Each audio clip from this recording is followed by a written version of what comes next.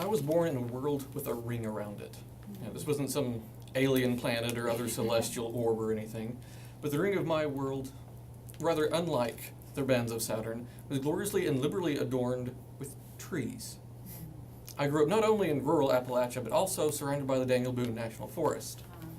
My world was walled so effectively that I have never seen a complete sunrise nor a complete sunset. A lack of experience, I'm told, that's so common to us Appalachian folk, that we actually have an unofficial anthem, morbidly and wonderfully entitled, "You'll Never Leave Harlan Alive," that actually states that my home is a place where the sun comes up about 10 in the morning and the sun goes down about 3 in the day.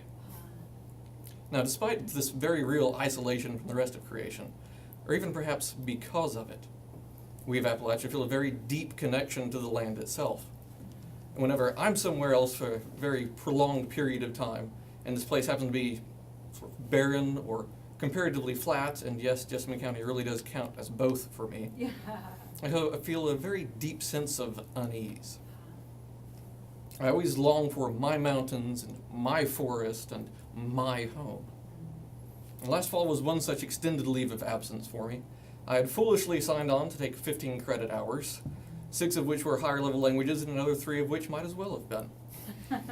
This overly ambitious course load kept me here in Wilmore from around late July to about Thanksgiving, with a single exception. In mid-October, my friends back home had invited me to come down for a Saturday just to relive our high school tradition, which I must admit is a night spent playing video games. The week following that particular Saturday was going to be my lightest week as far as workload, and so I decided to accept their invitation, albeit somewhat reluctantly, so I was still sure that somehow my workload would multiply in my absence. But regardless, I left that Saturday afternoon and started driving southeast.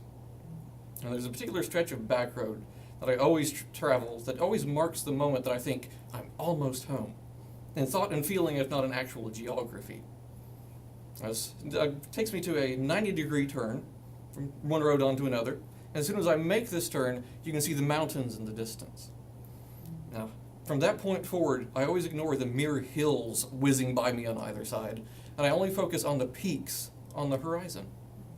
As I made the turn towards the Appalachians on that Saturday, I was just overwhelmed by their beauty. Late fall in Appalachia has a stately, regal elegance matched, in my admittedly biased opinion, by nowhere else on earth. The mountains that day were clothed in ambers and oranges and deep reds and bright yellows. A few pine trees arrogantly boasted their own green as if to mark themselves unchanged by what was going on around them. But their pride that day simply saw them incorporated into this patchwork quilt of autumn that was draped around the edges of my world.